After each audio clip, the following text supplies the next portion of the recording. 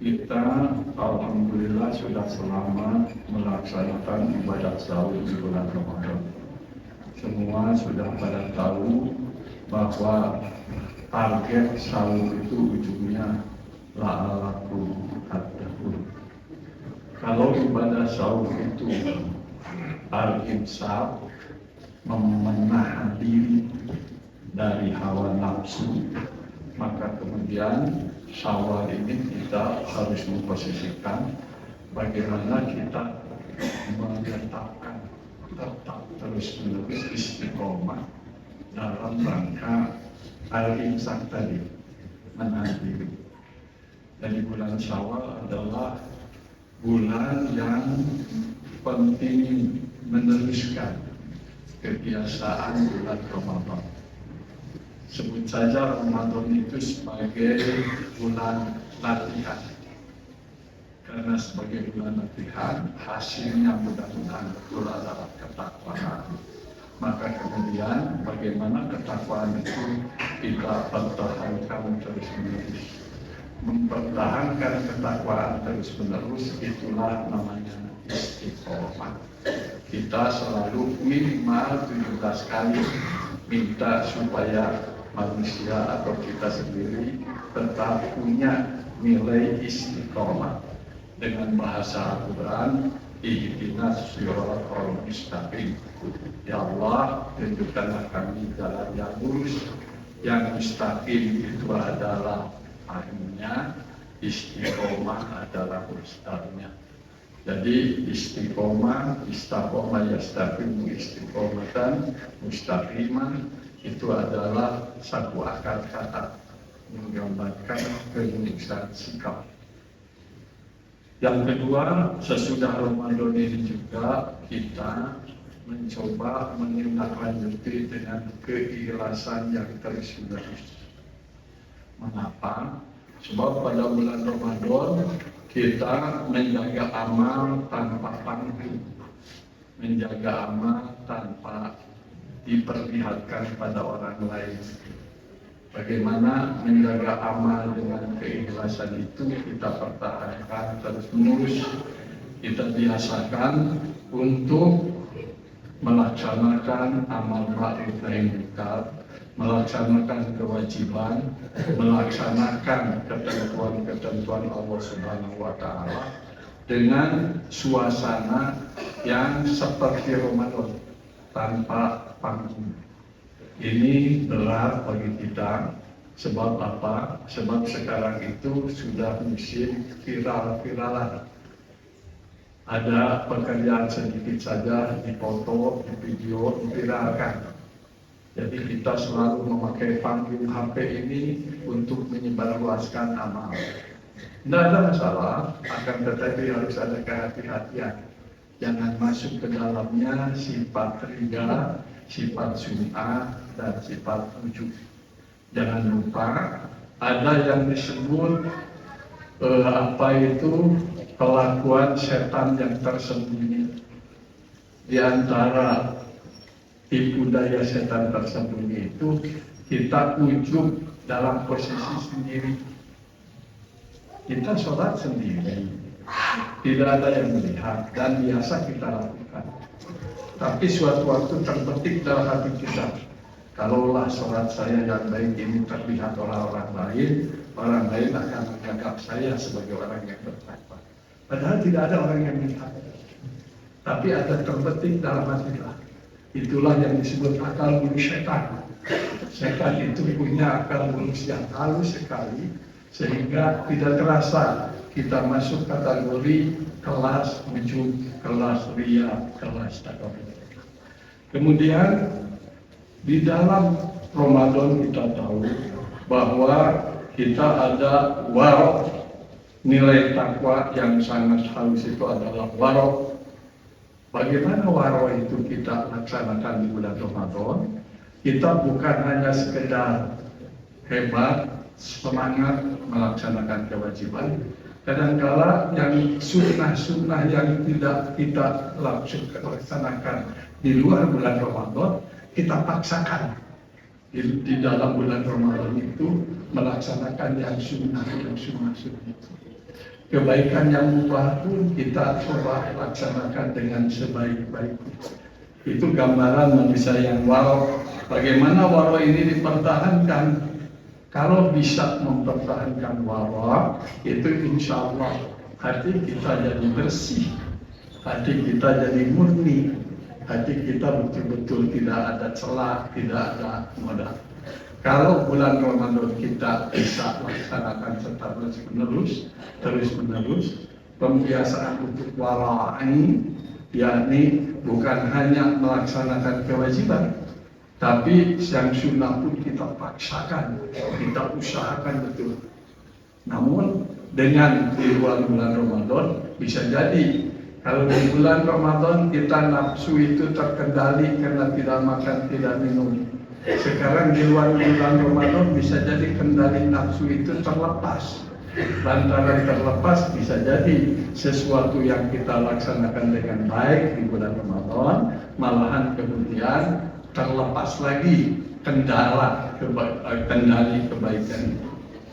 Hal lain yang terkait dengan kebiasaan bulan Ramadan, insya Allah biasanya terjadi tawadhu. Tawadhu dalam arti bahwa bagaimana kita di bulan Ramadan itu ada rasa bahwa sesudah puasa kita ingin melaksanakan kebaikan-kebaikan ini. Dan di antara penyakit tawadhu itu adalah ujub riya dan sum'ah itu. Ingin terlihat, ingin terdengar apa yang kita lakukan. Di bulan sesudah Ramadan juga kita alhamdulillah di Indonesia terbiasa bentuk budaya saling memaafkan. Karena itu jangan bolak lagi, jangan balik lagi dengan konflik yang lama. Konflik yang lama hapuskan. Hadirin rahimakumullah, dari berbagai implikasi praktis secara psikologis bagi mereka yang saum di bulan Ramadan sesudah Ramadan, saya lihat perjuangan untuk mempertahankan ini merupakan kunci. Dalam bahasa agama, memperjuangkan kebaikan dengan sungguh-sungguh itu disebut mujahadah. Apa itu mujahadah? Mujahadah adalah mengerahkan seluruh daya untuk melawan sesuatu yang berat, dan perjuangannya disertai dengan kesadaran melawan hawa nafsu demi taat kepada ketentuan Allah Subhanahu wa Ta'ala. Itulah yang saya ungkapkan di awal khutbah ini. Walladzina jahadu fina lanahdiyannahum subulana. Orang-orang yang berjuang serius melaksanakan perintah Allah nanti akan dimudahkan jalan-jalan untuk melaksanakan perintah Allah. Jadi kemudahan melaksanakan perintah Allah ternyata harus dimodali keseriusan yang tinggi. Tanpa ada keseriusan yang tinggi, maka apapun yang kita lakukan bisa jadi akan macet, bisa jadi akan gagal, bisa jadi tidak akan berhasil. Karena itu keseriusan dalam berbuat, bahasa Al-Quran tadi, walladzina jahadu fina, orang-orang yang betul-betul serius melaksanakan fina fi sabilillah, di jalan Allah, lanahdiyannahum, lamnya lam taukid, pasti akan diberi jalan-jalan itu oleh Allah Subhanahu wa Ta'ala. Ma'asyiral hadirin rahimakumullah, mujahadah adalah proses menaikkan mutu kepribadian. Dalam pribadi kita itu ada 3 yang selalu bertengkar, yang selalu berebut posisi. Apa saja yang selalu berebut posisi di dalam diri kita itu? Pertama akal, kedua nafsu, ketiga ruh. Akal dan nafsu serta ruh itu selalu berebut posisi. Mana yang harus didahulukan dalam pekerjaan? Mujahadah itu berarti bagaimana menaklukkan nafsu untuk naik ke martabat ruh. Ingatan yang disebut ruh itu wa nafakha fihi min ruhi. Ruh itu milik Allah. Karena itu ruh selalu berbicara masalah kebenaran. Ruh berpihak kepada kebenaran. Bahasa Al-Quran, faqim wajhaka lid-dini hanifa fitratallahi allati fataran nasa 'alaiha. Bahwa ruh itu merupakan fitrah kejadian dari Allah yang dengan itu orang berpihak kepada kebenaran. Berbeda dengan itu nafsu. Inna nafsa la'ammaratun bisu. Sesungguhnya nafsu manusia kadang-kadang menyuruh kepada kejahatan. Nah, bagaimana kita mengendalikan nafsu untuk naik ke tingkat ruh? Sehingga dengan demikian martabat kemanusiaan kita habis Ramadan itu mudah-mudahan martabat ruhullah, martabat ruh Allah, martabat berpihak kepada kebenaran yang bahasa Al-Quran tadi dalam surat Rum, Pak Hakim bacakan intinya Pak, fitratallahi allati fataran nasa 'alaiha. Memang kejadiannya sudah Allah jadikan begini. Wa nafakha fihi ruh, Allah meniupkan ruh kepada kita ini dengan bahasa fitratallahi allati fataran nasa 'alaiha. Kejadian yang pasti terjadi. Manusia pada hakikatnya selalu ingin berbuat benar, berpihak kepada kebenaran. Akan tetapi proses kehidupan memungkinkan orang itu berpihak kepada keuntungan, berpihak kepada kesenangan, berpihak kepada kenyamanan, berpihak kepada kenikmatan. Walaupun itu bertentangan dengan nilai-nilai ilahi. Ruh dalam hal ini punya posisi yang sangat strategis sekali. Bahasa wa nafakha fihi ruh, Allah meniupkan ruhnya sendiri, ruh Allah. Artinya ada keberpihakan kepada kebenaran. Dan untuk berpihak kepada kebenaran itu perlu dikendalikan hawa nafsu. Hawa nafsu tidak boleh dibunuh. Nafsu tidak boleh diterlantarkan. Nafsu harus dikendalikan. Nafsu itu penting. Sebab dengan nafsu yang baik itu ada bahasa bisa berlomba di dalam kebaikan. Tapi kalau nafsu dibiarkan liar, maka yang terjadi nilai kebenaran itu akan hancur total. Tidak akan ada lagi keberpihakan kepada kebenaran, kepada kebaikan. Ma'asyiral jamaah rahimakumullah. Apabila nafsu itu bisa dikendalikan oleh ruh, maka etikanya insya Allah akan menjadi baik. Dan ini persoalan bukan persoalan individu kita, persoalan bangsa, persoalan negara, persoalan masyarakat. Apalagi kalau seandainya yang bisa mengendalikan nafsu itu ruhnya orang-orang pejabat tinggi. Insya Allah kalau ruh orang-orang pejabat tinggi itu bisa mengendalikan nafsunya, ini akan punya efek simultan yang luar biasa besar terhadap kesejahteraan masyarakat. Kita sudah tahu semuanya bagaimana di tempat orang yang bisa mengendalikan nafsu dengan ruh yang baik, dalam keadaan perang harga-harga tetap murah.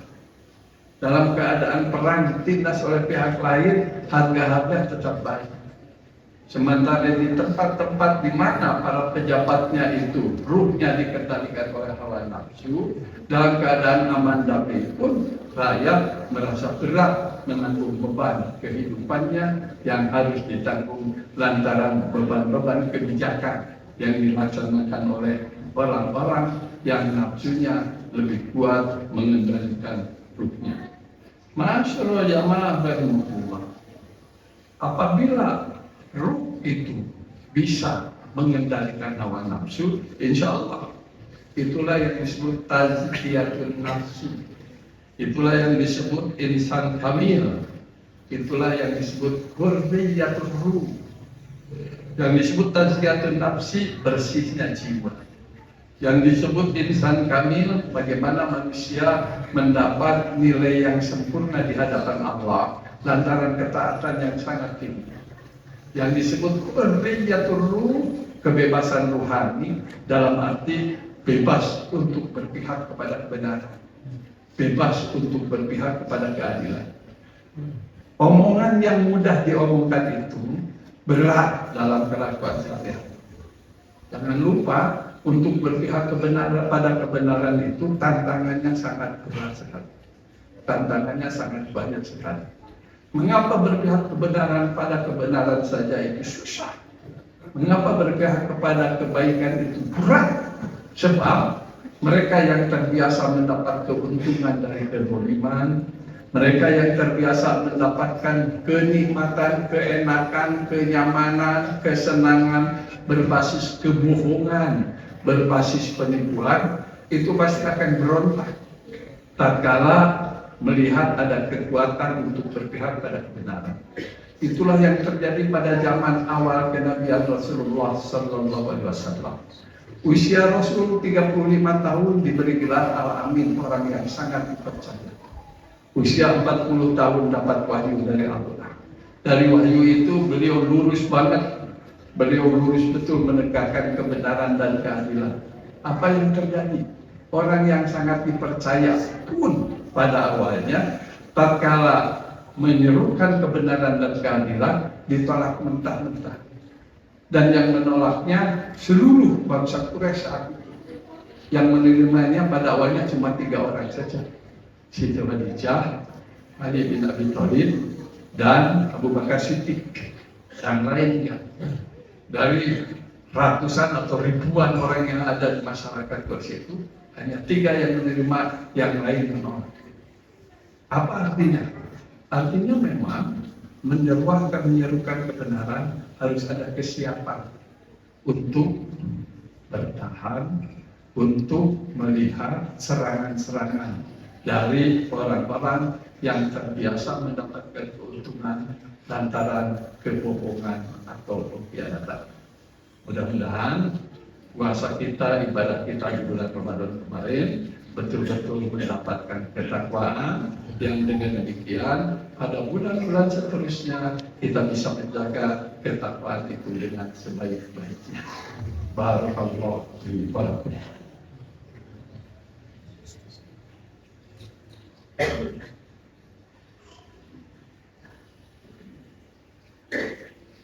Alhamdulillahilladzi hadana li hadza wa ma kunna linahtadiya lawla an hadana. Asyhadu an la ilaha illallah wa asyhadu anna Muhammadan abduhu wa rasuluh. Shallallahu wa salamun ala Rasulillah wa ala alihi wa sahbihi wa man tabi'ahum ila yaumil qiyamah. Ma'asyiral jamaah rahimahullah. Inti dari mujahadah lin nafsi, berjuang dalam diri kita dalam menegakkan, mempertahankan nilai-nilai ilahi, memberikan implikasi praktis. Sebetulnya apa yang disebut orang kuat menurut ajaran Islam. Menurut ajaran Islam, orang kuat bukan sekedar orang yang bisa memenangkan kegiatan di luar dirinya. Tapi orang kuat adalah orang yang bisa memenangkan dirinya melawan hawa nafsu di dalam dirinya sendiri. Itulah orang kuat menurut ajaran agama, dengan mujahadah sebagai hasil bulan Ramadan. Jadi pada tahap awal apapun yang kita kerjakan, apapun yang kita katakan, apapun yang kita programkan, apapun yang kita manage, pertentangan itu ada di dalam diri kita sendiri. Mau kemana kita berpihak? Insya Allah menurut lantaran hidayah atau mudah-mudahan hidayah Allah menunjukkan kepada kita sekalian, ihdinas siratal mustaqim. Ya Allah, tunjukkan jalan yang lurus, jadi hidup dalam posisi istiqomah, siratal ladzina an'amta alaihim, jalan kehidupan para nabi, jalan kehidupan para syuhada, jalan kehidupan para sholihin, jalan kehidupan para siddiqin. Alladzi an'ama Allah minan nabiyyin was-siddiqin wasyuhada was-sholihin. Orang-orang yang mendapatkan nikmatan dari Allah yang disebutkan kita tiap sholat baca Fatihah, Shiratal ladzina an'amta alaihim. Ya Allah, berikan jalan pada kami orang yang telah Kau beri kenikmatan. Alladzi an'ama Allah, yang telah Allah beri kenikmatan itu, minan nabiyyin was-siddiqin wasyuhada was-sholihin. Itu jalan kehidupan para nabi, orang-orang yang jujur, orang-orang yang mati syahid, dan orang-orang yang selalu beramal soleh.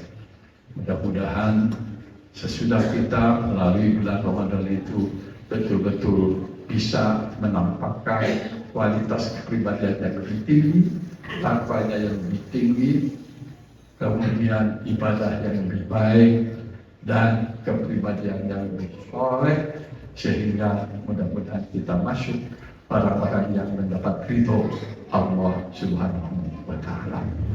Allahumma sholli ala nabiyyina Muhammadin al-mursalin wa ala alihi wa sahbihi ajma'in. Amin ya Allah, amin ya rabbal alamin. Allahumma ighfir lana dzunubana wa liwalidina warhamhuma kama rabbayana shighara. Ya Allah, ampunilah kami, ampunilah orang-orang tua kami.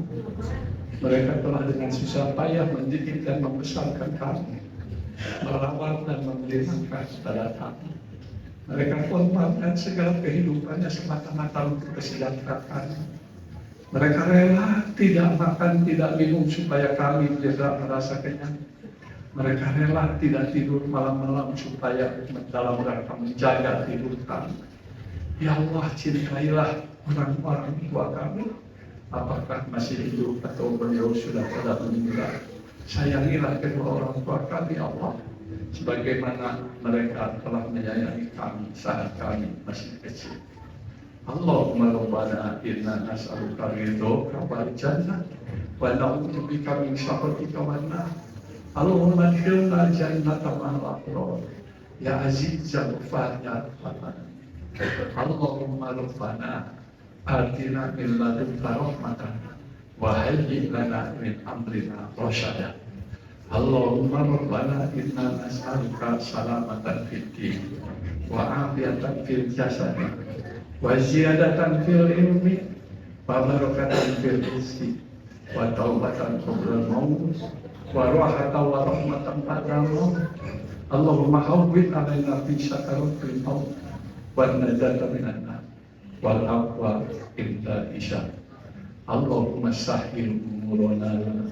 Ya Allah, mudahkanlah segala urusan kami. Allahumma sahhil umur muslimin wal muslimat. Ya Allah, mudahkanlah segala urusan kaum muslimin laki-laki maupun perempuan.